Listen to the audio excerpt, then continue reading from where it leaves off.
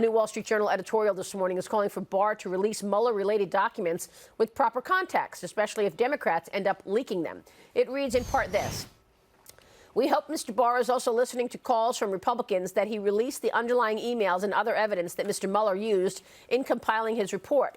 Those details are important in light of new questions about details the special counsel chose not to include in his report."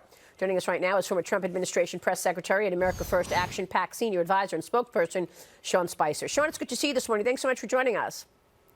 Good morning. Thank you for having me. We are expecting some documents to be released this week, actually, which should tell us a little more about what was behind the origins of the Russia investigation. Your reaction to that op-ed this morning in the Journal?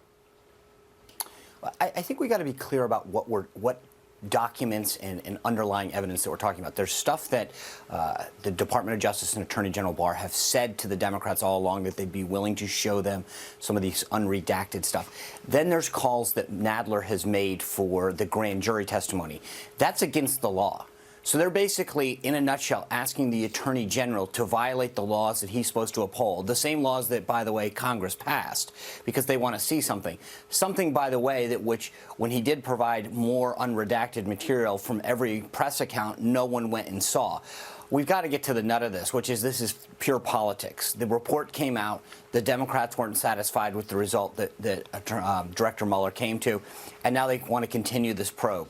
It's a bit ridiculous. Yeah. No, there are two storylines that we're talking about here, because you're right. It is absolutely ridiculous that they're trying to get William Barr to release grand jury testimonies, which is against the law. The other storyline is the fact that the president has given William Barr the authority to declassify certain documents pertaining to the origins of the Russia probe. And that's what I was referring to. And these documents are being called exculpatory evidence, whereas the documents clearly state that certain people like George Papadopoulos and Carter Page did not do anything wrong, and yet they were not shown to the FISA court. And that's where the abuse of the FISA court lies. Yeah, the thing that I think you're driving at, or at least I am, is that it'll be amazing to see if this continues to undermine their case. Democrats started out with a House and Senate probe, thinking that was going to vindicate them and all of their charges and accusations. That didn't work out. Then they rested everything they could on the Mueller probe. That didn't work out. Every time they take a step further, in some ways, it hurts their credibility. And my concern, or my question is, when they start seeing more and more of these documents that come out, does it hurt the whole premise of this? That the warrants were issued without proper evidence, without proper context. And I think that may continue to undermine the Democrats' argument, because this is, as you point out, the more we learn about Carter Page and George Papadopoulos, the more it seems really shady what actually went down and how this whole thing began. But the one thing that I've come back to, Maria, over and over again, is that it's really hard to cover up that which you did not do. Right? And the Mueller report, in every way, shape, and form, makes it clear that there was no collusion. So the president was clearly frustrated and probably a little angry that over and over again, these Democrats, many in the media, continue to undermine the validity of the election that he won, the election that they got wrong, the election in the Democrats' case that they took for granted.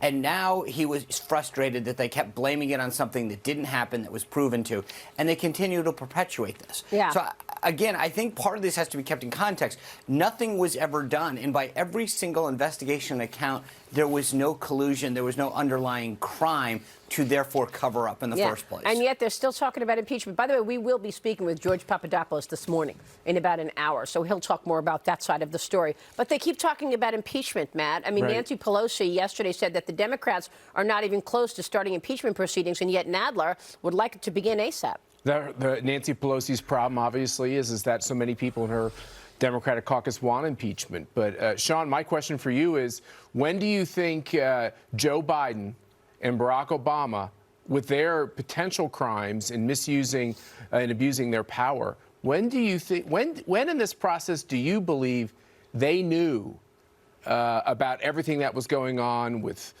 Brennan and Comey and all the rest? I think that's a really interesting question, one that my guess is we'll never get to the bottom of. But Matt, you've been in this game a long time. And I think that there are certain times when somebody will come to somebody in authority and say very clearly, you don't want to know what's going on, but trust me, you'll like it. Or on the flip side, they'll say, stop telling me what you're going to tell me because I don't want to know. I want to have plausible deniability. But Sean, we would know if we could actually know if they were deposed and they had under oath to give these answers. We would actually find these answers. Sure. But I think there's a lot more people in that chain as well, Susan Rice and others. Yep. I think there's plenty of stuff that Hillary Clinton did that I hope we don't lose focus on, that Lindsey Graham has been talking about. I mean, there's actual stuff that occurred in terms of what she did with classified information. And talk about obstruction. You get back to the nut of this. When you bang your hard drive, and you get rid of all these emails in an active probe, I don't know. I'm no lawyer, but I don't know how that's not obstruction. And we've lost sight of that. All right, we will leave it there. Sean, it's good to see you this morning. Thanks so much. You bet. Sean